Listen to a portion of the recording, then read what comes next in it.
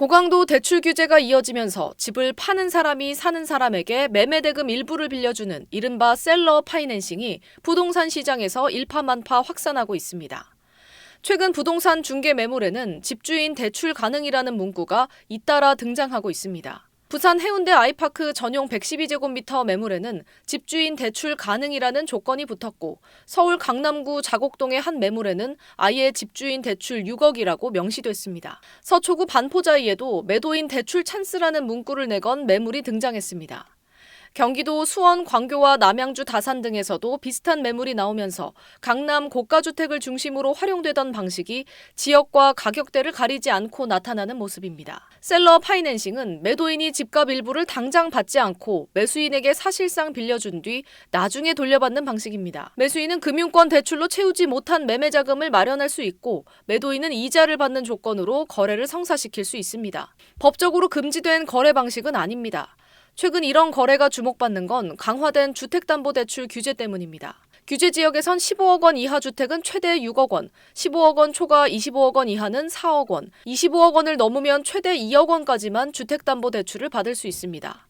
집값이 비쌀수록 매매 가격과 대출 가능 금액의 격차가 커지는 만큼 개인 간 금융으로 부족한 자금을 메우려는 수요가 생기는 겁니다. 최근 이재명 대통령의 분당 아파트 매매도 관심을 키웠습니다. 이 대통령 부부는 지난 14일 공동명의 아파트를 29억 원에 매도한 뒤 소유권 이전과 함께 채권 최고액 17억 7천만 원의 근저당권을 설정했습니다. 다만 청와대는 대출 규제를 우회하기 위한 거래가 아니라 매수인 사정으로 오는 10월 말까지 지급이 유예된 미지급 잔금을 담보하기 위한 조치라고 설명했습니다. 유예 기간 별도의 이자도 받지 않는다고 밝혔습니다. 전문가들은 셀러 파이낸싱이 자금 조달의 대안이 될 수 있지만 개인 간 거래인 만큼 위험도 크다고 지적합니다.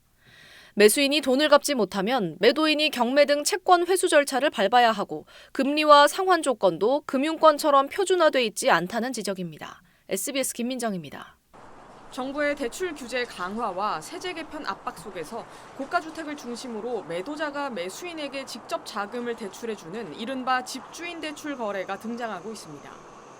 앞서 이재명 대통령은 분당 양지마을 아파트를 29억 원에 매도하면서 17억 원 넘는 근저당을 설정한 사실이 알려졌는데, 이와 비슷한 거래 방식이 나오고 있는 겁니다.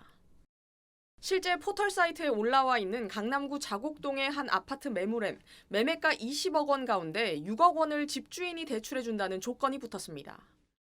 20억 원 주택의 경우 현재 금융기관에서 받을 수 있는 주택담보대출은 4억 원으로 제한돼 있는 상황에서 매수인은 주담대를 제외하고 10억 원의 잔금만 자기 돈으로 치르고 나머지에 대해선 집주인에게 시중금리 수준의 이자를 내는 방식인 걸로 보입니다.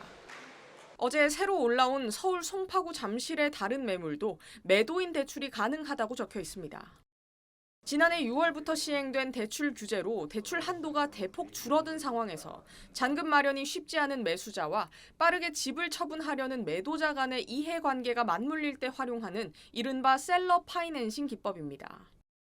셀러 파이낸싱은 금융권 대출만으로 자금 조달이 어려운 경우 매도인이 미지급 매매 대금을 담보하거나 자금을 지원하는 방식으로 고가주택 시장에서 제한적으로 활용됩니다.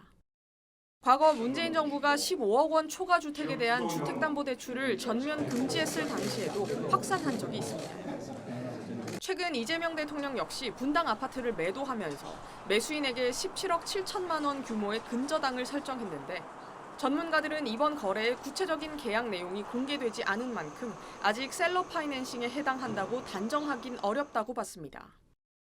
하지만 국민의힘에선 갭 투자도 투기라고 몰아붙이면서 대출을 철저히 규제하더니 이 대통령은 외상으로 집을 판 거라며 집권 여당의 당명을 더불어 근저당으로 바꿔야 할 판이라고 비판을 쏟아냈습니다. 논란이 확산하자 청와대는 어제 등기상 내용은 매수자의 사정에 의한 거라고 설명했습니다.